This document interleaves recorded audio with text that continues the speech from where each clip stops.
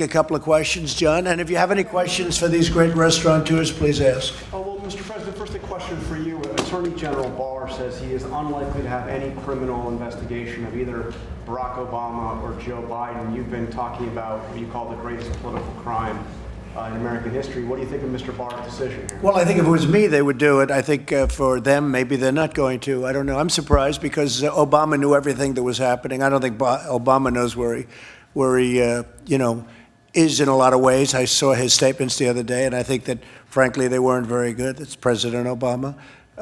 As far as Biden's concerned, I can't tell you. Only he knows what he knows. I don't think he knows too much. But I think Obama and Biden knew about it.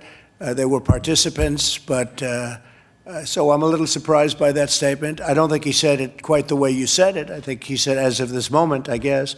But if it was me, I guarantee they'd be going after me. In his case, they're not. So I think it's just a continuation of a double standard. I'm surprised by it. But that's where it is. And I don't know what he said about the others. You have to understand, I was coming into this room as that statement was being made. So something interesting, he said, we cannot allow this process, the legal process, to be hijacked by efforts to drum up criminal investigations of either candidate. He seemed to be suggesting that. Well, I think you'd have to ask him what that means, because I'm in no position to tell you that. I've stayed away from it. I'm relying on the Attorney General to do the job. And so I don't know exactly what he said because I was in this room.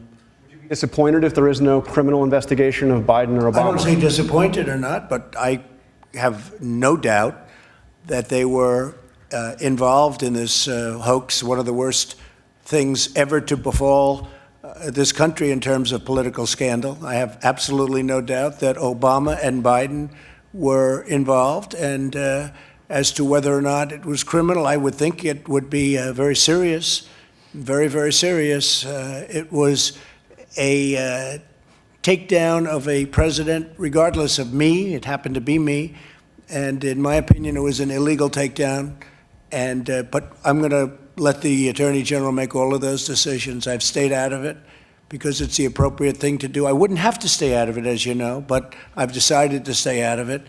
So I would say that I heard that just a little while ago, a few minutes ago. I'll have to look at it exactly as to what was said, what was meant. I will say this. We have an honorable Attorney General. He's going to do an honorable job. He's a very honorable man, and he's going to do a very honorable job. But I am surprised only in that I have no doubt. Personally, I have no doubt. But he may have another feeling. I have no doubt that they were involved in it. It's a hoax. It started off with a Russian hoax. It went to a Ukraine hoax. It's just a whole big disgrace. And this country has better things to do. It's a disgrace. What they've done to this country with these phony investigations, the Mueller investigation was a waste of time from day one. They knew it was a waste of time. It proved to be a waste of time. I think there are a lot of bad people involved, and they should pay a very big price if they were caught. So we'll see what happens. But I rely on the Attorney General. He's a very honorable man. Okay, any other questions? Do you agree with Peter Navarro, who said the CDC let the country down in terms of testing? I think they work very hard. Don't forget, they've been here for many years. It's not, they don't work for me, they work for the country. They've worked very hard. When we took over in terms of, getting involved, Mike headed up the task force. He worked with CDC, and I could ask Mike to give you part of it. But I will say they had no test, and one of the tests had a problem very early on, but that was quickly remedied, and now we have the best tests anywhere in the world. I think I give ourselves a lot of that credit. A lot of the brilliant people that worked on testing, a lot of the brilliant people that worked on the ventilators, to a point where we have the best testing in the world. We have the best ventilators and distribution in the most ventilators in the world. It's not even close. So I can't do it. I would like to ask Mike that question. CDC, you work with them all the time, certainly much more than I do, Mike. Oh, we do, Mr. President. And let me say, I think Peter Navarro's point was that CDC and our public health labs at the state level were operating with an arcane testing system. And it was one of the reasons why early on we brought in all of the commercial labs around the country. The president created a consortium of these commercial labs, and we reinvented testing in America. That's the reason why at the end of February, we had done a total of 8,400 tests at that time using state public labs and the CDC labs. But because of the president's efforts with basically innovating testing in America, we now reached 11 million tests. I think you heard the statistics, more than 400,000 tests yesterday. And we're actually hearing, as the president said earlier, we're hearing reports of excess capacity that I think the state of New York, Governor Cuomo reported that he has the ability to test 15,000 people a day, but they were only testing 5,000 people. We've heard the same reports from Florida and other states around the country. But again, it's all a testament to the fact that President Trump essentially brought in the power of the private marketplace, private laboratories, reinvented testing in America, and that's how we've been able to be at a place where, as we talk about opening up America, every state in America today has the testing capacity and the supplies to be able to move into phase one reopening. And we're going to continue to make that a reality. We've made a lot of governors look very good, that I can tell you. I'm reading some of the reviews on some of the governors, and they're getting these reviews. Well, we were able to get them ventilators that they didn't have. We were able to get them testing that they still wouldn't have. We were able to get them a lot of things that they didn't have, including helping them fill up their stockpiles, which really they should have had done. They weren't supposed to be using us for that. But we've made a lot of governors look very good, and that's frankly good because it's good for our country. Okay? President, why did you pass up an opportunity to speak to the World Health Organization earlier, their virtual meeting today? I chose not to make a statement today. I'll be giving them a statement sometime in the near future, but I chose not to give a statement. I think they've done a very sad job in the last period of time. And again, the United States pays them $450 million a year. China pays them $38 million a year. And they're a puppet of China. They're China-centric, to put it nicer, but they're a puppet of China. And I think they've done even when I did the ban, Mike remembers this very well. When I did the ban, they thought it was inappropriate to do. I did a ban very early. If I didn't do that ban, you would have lost hundreds of thousands of more people in this country. It was a very important ban. People don't like talking about the ban. But it was very important. I was the only one that wanted to do it. And we did it, and we saved thousands of lives, hundreds of thousands of lives probably. And Dr. Fauci said that, and other people said that. Deborah said that, you know that. But the World Health Organization was against it. They were against me doing the ban. They said, you don't need it, it's too much, it's too severe, it's too all of these things, and they turned out to be wrong. Sleepy Joe Biden said the same thing. He came out, he said I was xenophobic. You believe that one, Tillman? I was xenophobic because I said you can't come in if you come from China. You can't come into our country very early. And Biden said I was xenophobic. Nancy was walking town in San Francisco at the same time. This is my guy. We always got along, didn't we? The twins, they call us. So, no, it's a very sad thing. So I'm not happy with the World Health Organization, and guess what? There's some of the people around this table who would understand being in a business, in some cases international. I'm not happy with the World Trade Organization at all either. Explain, sir, why you decided to fire the Inspector General at the State Department? Yeah, I don't know him at all. I never even heard of him, but I was asked to by the State Department, by Mike. I offered most of my people, almost all of them, I said, you know, these are Obama appointees, and if you'd like to let him go, I think you should let him go, but that's up to you. He's an Obama employee. I understand he had a lot of problems with the DOD. There was an investigation on him, on the Inspector General. I don't know anything about it. So I don't know him, never heard of him, but they asked me to terminate him. I have the absolute right as president to terminate. I said, who appointed him? And they said, President Obama. I said, look, I'll terminate him. I don't know what's going on other than that, but you'd have to ask Mike Pompeo. But they did ask me to do it, and I did it. I have the right to terminate the Inspector Generals. And I would have suggested, and I did suggest in pretty much all cases, you get rid of the Attorney Generals because it happens to be very political, whether you like it or not. And many of these people were Obama appointments. And so I just got rid of them. And you've got some criticism from Democrats in Congress who are saying this is a pattern of you trying to avoid having accountability. And if I didn't fire them, they would have criticized me too. They'd criticize no matter what you do. You know, if you have too many ventilators, they'll say, gee, he has too many ventilators. If you don't have enough, they'll say he doesn't have enough. No matter what you do, between that and their partner, the fake news media, they'll find something. No, I don't know the gentleman. I was happy to do it. Mike requested that I do it. He should have done it a long time ago, in my opinion. He's an Obama appointment, and he had some difficulty. But I just don't know who he is. I don't know. I never heard his name. Do you believe there is a role for inspector generals to keep an administration like but I think yours they have or to be anyone else fair. as accountable? Sure, but I think they have to be fair. And I think it's a death wish when and I told my people, I said, I think you should, study your situation, but let us know. I think we've been treated very unfairly by inspector generals. I can go into instances, but I'm not going to do it now. But the inspector generals, when they're put in by Obama, just like it could be that if they were put in by me and it was somebody else's administration, especially the other party, it could very well be that you'd be treated unfairly. But we've had a lot of cases where we thought that was unfair. They asked me to do that. I think the big thing is that they should have asked me to do it a long time ago. You said you don't know him, sir. What was he doing that was treating you unfairly?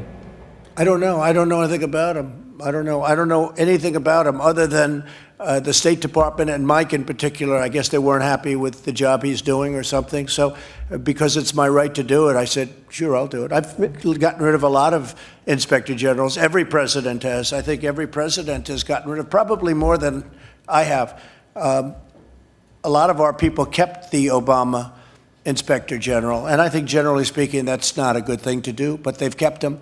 But I told them for 3 years, I said, anybody wants to get rid of their inspector generals because they were appointed by President Obama, I think you should do so. Some of them didn't, but now a couple of them are doing it now. Yeah, go ahead. Mr. President, isn't there at least an appearance of a conflict of interest if Secretary Pompeo is asking you to fire an inspector general? That I can't tell you. I don't think so. I think maybe he thinks he's being treated unfairly.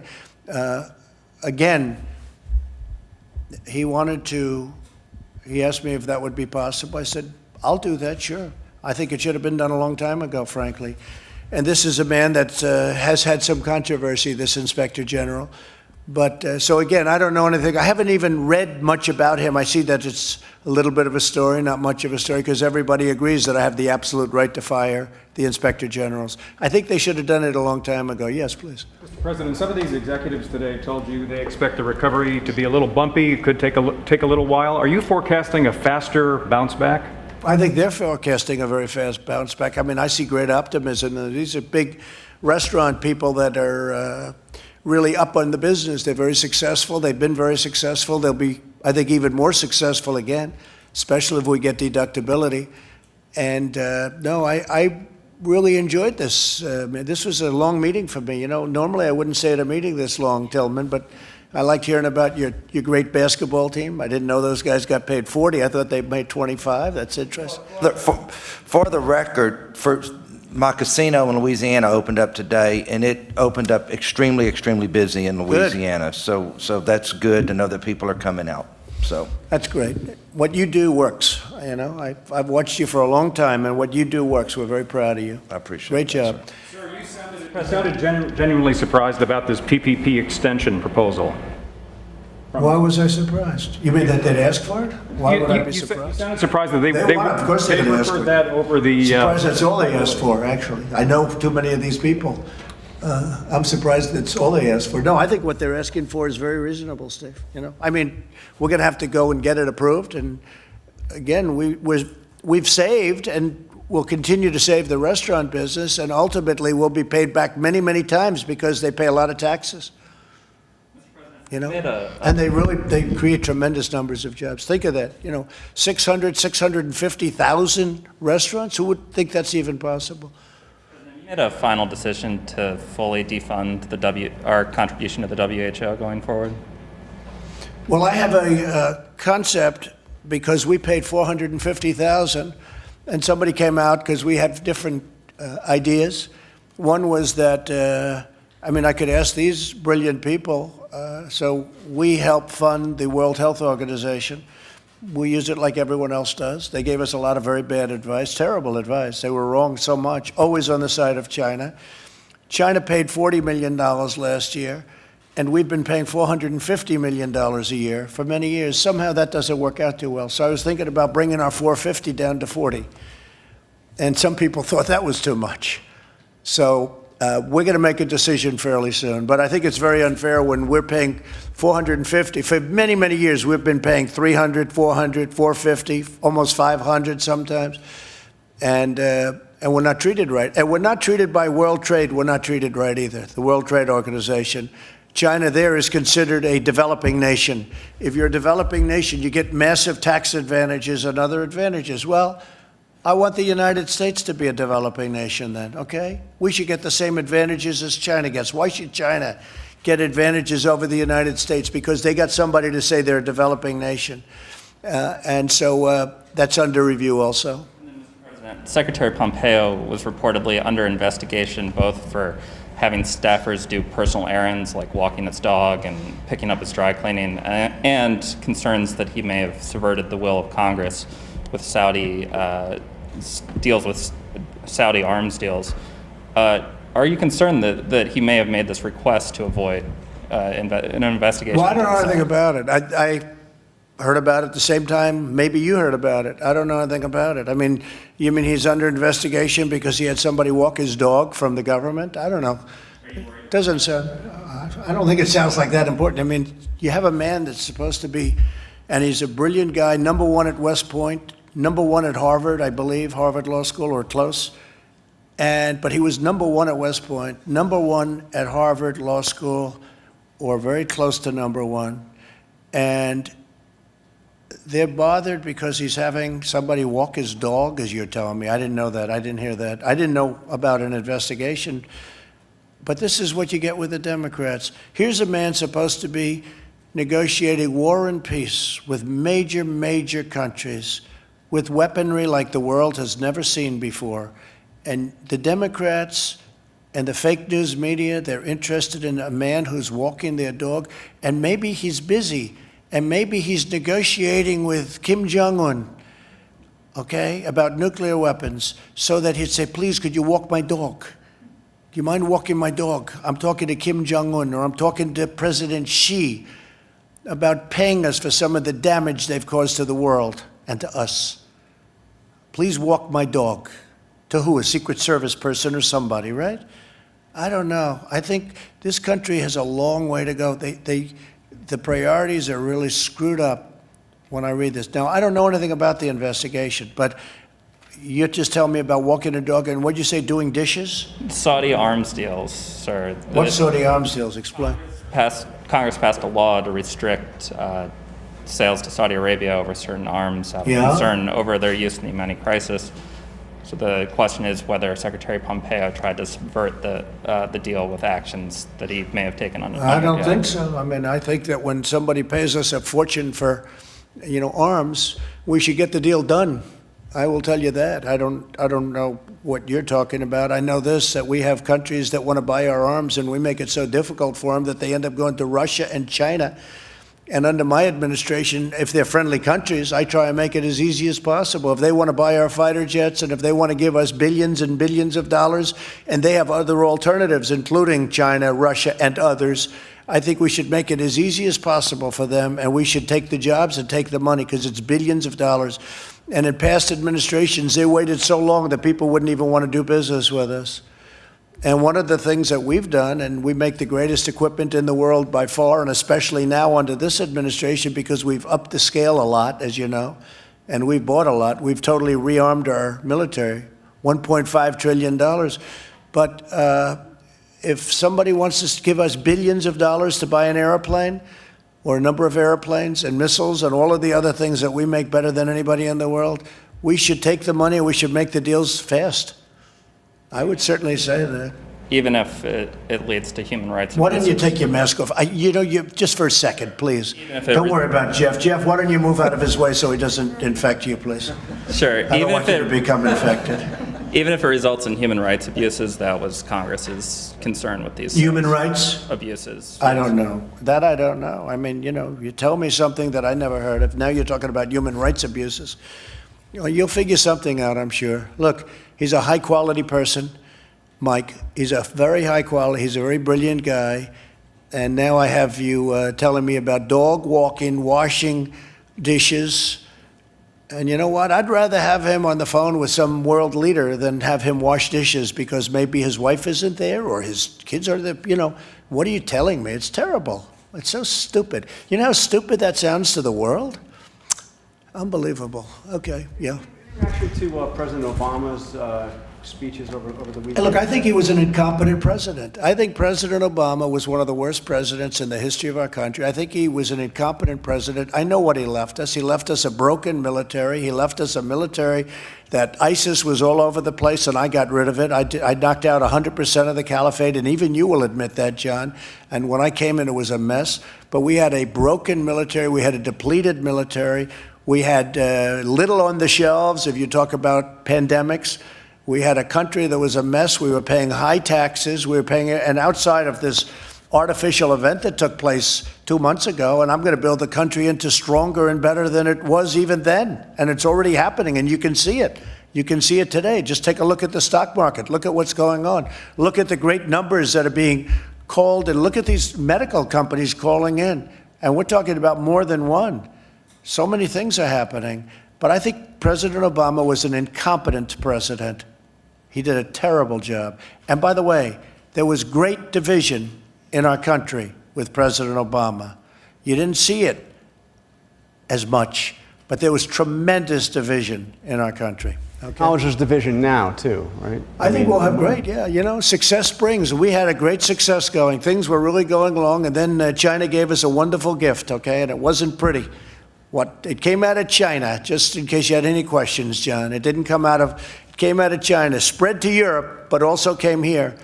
And the whole world became infected by this horrible thing that they unleashed one way or the other.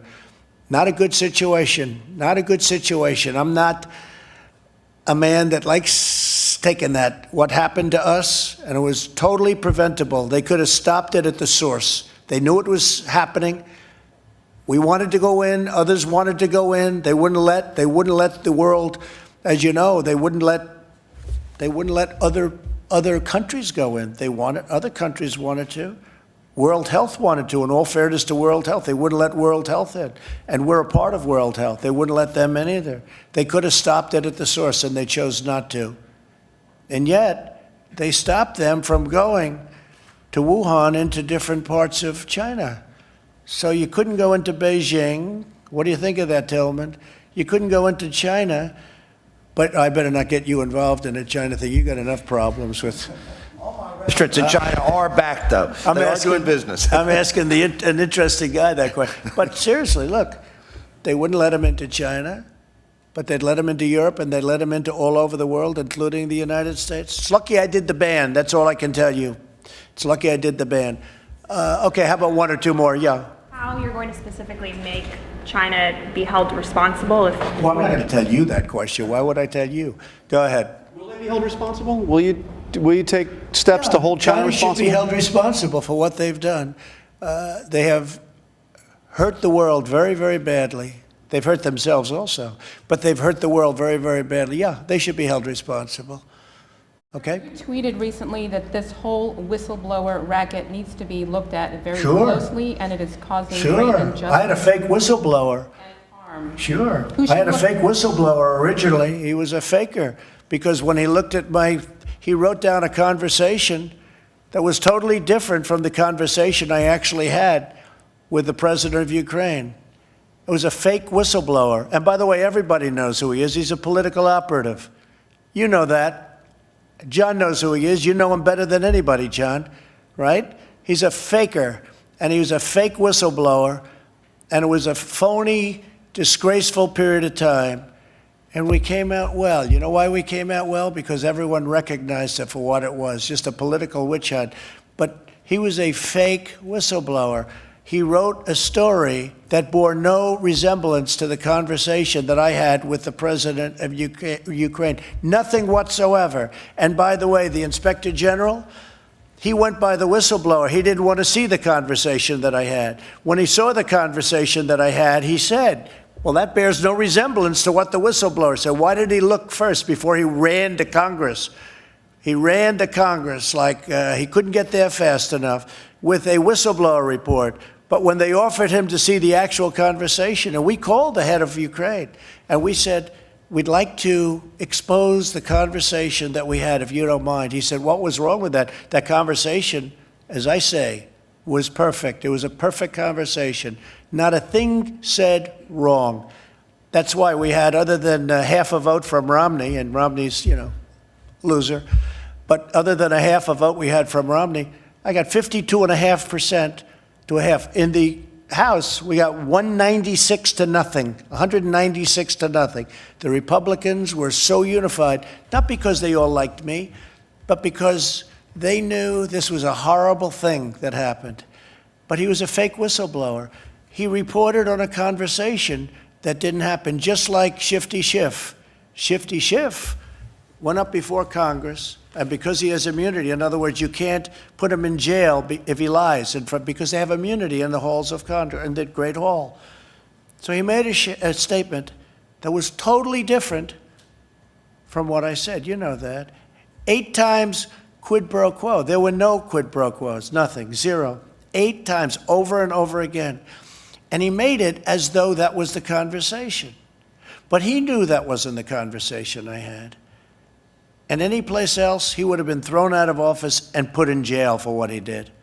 But he had immunity because he made it in the halls. It should be the opposite. If you make a statement like that, if you lie, you should get double penalties, okay? So, that's the way it goes. So you had a phony whistleblower, and this other guy with the hydroxychloroquine, okay? Well, he went out, and he's the one that approved the hydroxychloroquine. He's the one that signed the application.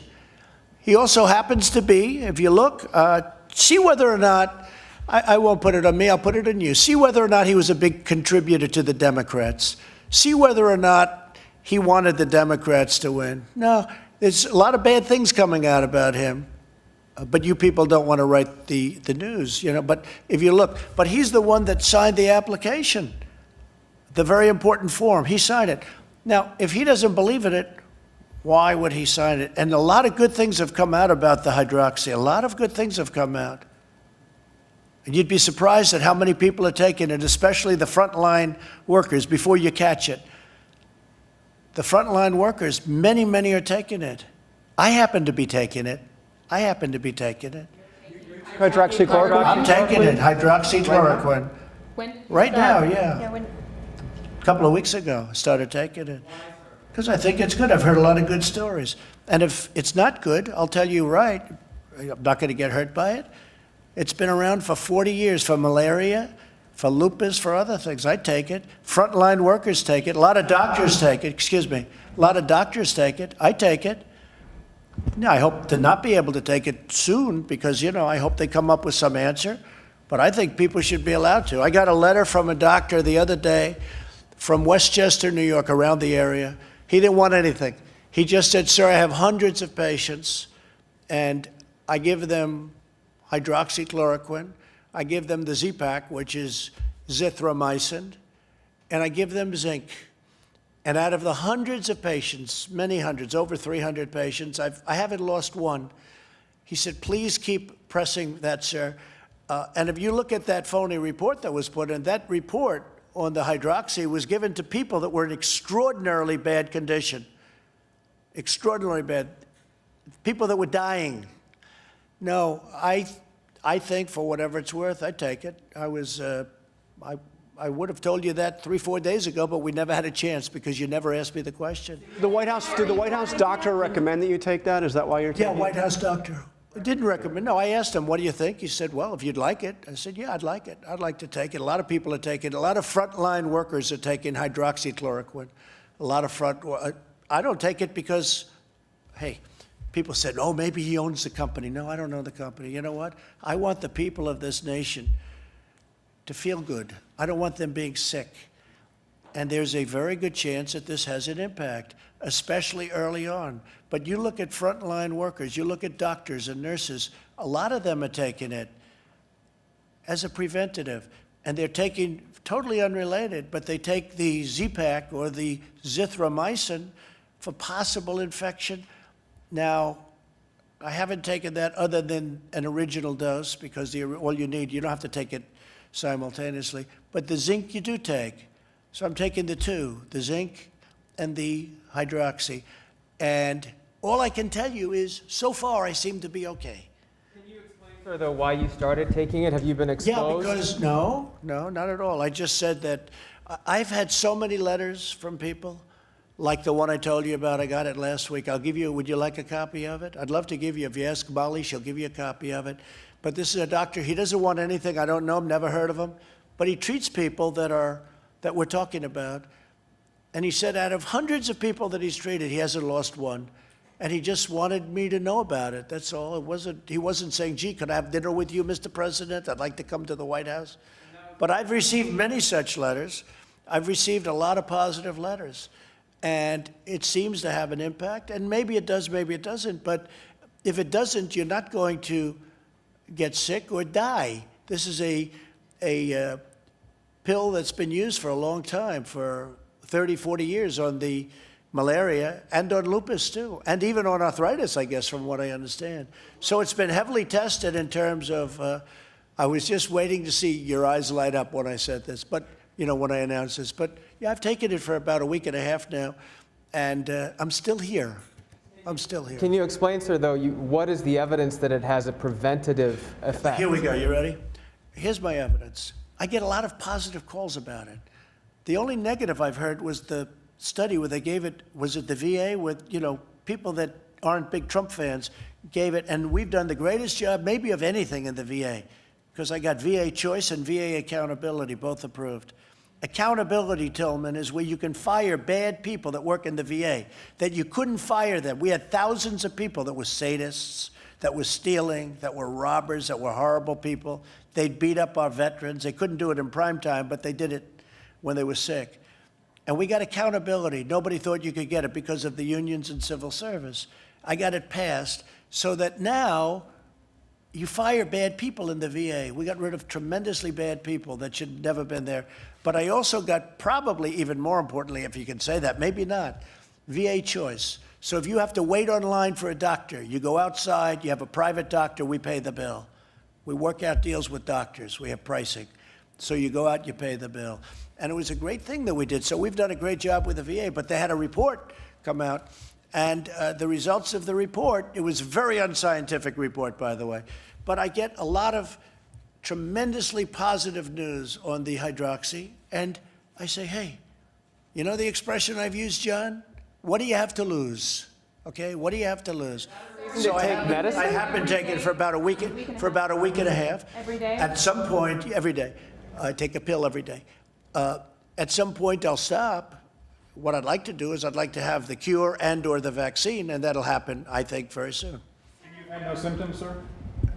Zero symptoms. No, I haven't had any. No, I test every couple of days. They want to test me, for obvious reasons. I mean, I am the president, so they want to test me. I don't want to be tested, but they want to test me. So every couple of days I get tested, and I've shown always negative, right? Negative. Is that the term you use for this, right? Negative. Totally negative. No symptoms, no nothing. But no, I take it because I think I hear very good things. Again, you have to go to frontline workers. Many frontline workers take it, and they seem to be doing very well. Any other members of your administration, Vice President Pence or your family No, members? but I wouldn't be taking this? surprised. I don't want to ask them because that's a personal decision as to whether or not you want to say. I just want to be open with the American public because, I happen to think it's good. I do want the letter given because this letter made, not in terms of my taking it, but I thought it was a very well-crafted letter by a man who's a respected doctor up in Westchester, maybe a little beyond Westchester, a little up higher, and in New York. And he didn't want anything. He just wanted me to know the results of what he's doing as a doctor. And he was so happy with the fact that I fight for this stuff. And then we have this crazy whistleblower, this fake whistleblower, get out and try and, knock it. Who signed the application? He did all this. He did the signing. He was a believer at one point, I assume. Otherwise, he shouldn't have signed it. No matter who told him to, he shouldn't have signed it. Okay, one more question. That's it. Thank you all very much. Thank you, fellas. Thank you. Hey, Tillman. Thank you, man. You take care of you. All right, everybody, good afternoon. Thank you so much for watching News Now. Pilar Arias here with you. Happy Monday. I have been here with you for the last hour and a half from Mission Control. That's what I like to call the News Now.